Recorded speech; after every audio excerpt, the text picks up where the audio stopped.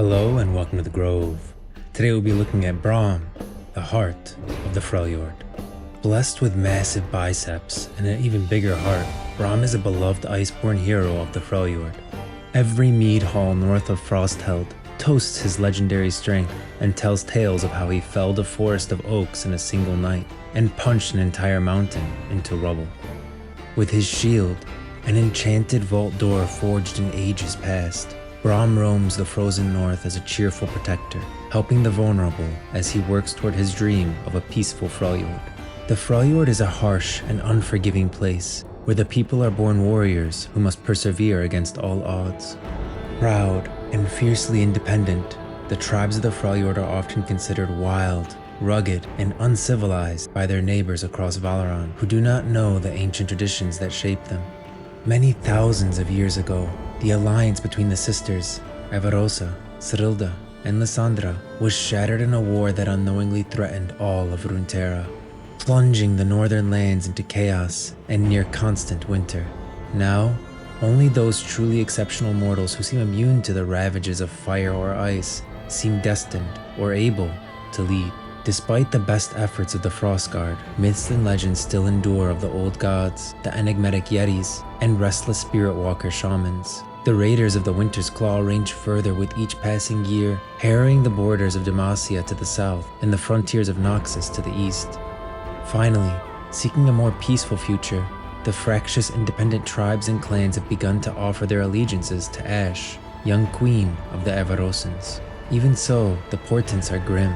War is surely returning to the Freljord, and none can hope to escape it. Even as a child, Braum was much larger than other Freljordian youngsters, but his mother taught him never to use his size to intimidate or bully. She came from a proud line of herders, and believed true courage lay in using one's power not to dominate, but to protect those in need. When Braum was still a boy, ice giants devastated a neighboring tribe. That tribe had long preyed upon the herds of Braum's people, but his mother didn't hesitate to head out across the tundra to help the survivors, bearing furs, foodstuffs, and healing supplies. At first, Braum didn't understand why she would aid their rivals, but after her actions saved many lives, they became lifelong allies. He finally understood what his mother meant when she said all the Freljord's people were a family, and from that day forth, he pledged to bring that family together. As Braum grew, it was clear he was one of the revered Iceborn, though even among their numbers, his strength and ability to endure the elements were legendary. He became a local hero, rescuing children who had slipped into icy ravines, saving travelers stranded in blizzards, and protecting families from ravaging wild claws. Whenever he appeared, people knew help had arrived. He was a figure of hope, known for his liveliness and laughter, and the easy way he made friends. Eventually, Braum realized he was needed beyond the valleys and tundra where he'd been raised. Bidding his mother a tearful farewell, he set out to travel the Freljord. Over the years, countless stories spread of Braum's mighty feats and good deeds. While most had at least a kernel of truth, they grew increasingly far-fetched and mythic, such as the legend of how he chopped down an entire forest in a single night, using only his bare hands, or how during a volcanic eruption, he saved an isolated farmstead by picking it up and carrying it to higher ground. A more recent tale spoke of how Braum found his immense ram-headed shield. As the story went, it was an enchanted vault door, forged in ancient times and set into a mountain. Braum heard cries from within, but he couldn't break the door down.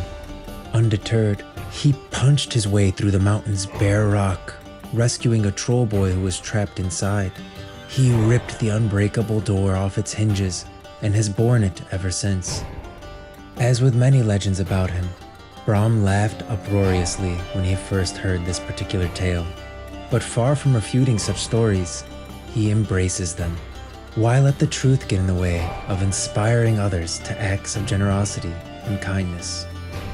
No matter how he actually found his shield, soon afterward, Braum made his way to the sacred site of Recklestake, where many tribes had gathered to hear the words of the Avarosian war mother, Ash, said to be the reincarnation of Avarosa herself. There, he witnessed the barbarian Tryndamere, desperate to prove his worth, savagely beating any who would face him. As Braum watched, he saw that Tryndamere was growing increasingly unhinged.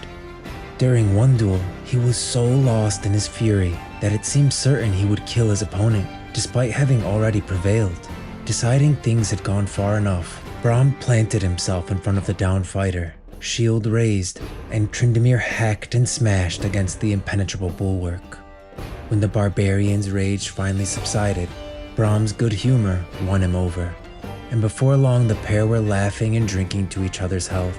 Some even say that it was Braum who first introduced Tryndamere to Ashe, the barbarian who would later marry her, becoming her only bloodsworn. Braum doesn't hold any particular tribal allegiance, for he views all within the Freljord as brothers and sisters. Even so, he sees in Ashe someone who can end the centuries-old feuding among the Freljord's tribes, and the Avarosans have informally adopted him into their number. Braum's dream, as he often tells adoring children, is that someday the Freljord will be united in one big family, and then he can retire to become a humble poro herder. Though Braum counts no one as his enemy, he has had a few run-ins with the Frostguard since he started carrying his shield. He doesn't understand why they have a grudge against him, nor why they seem interested in what he now bears.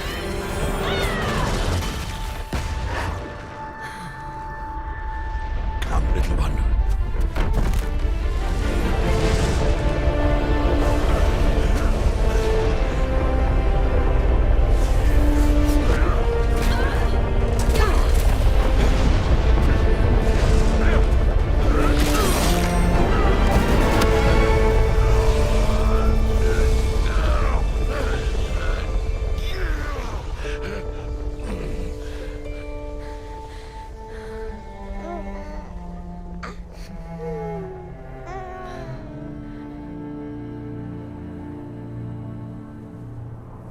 In the Freljord, the fighting tears us apart.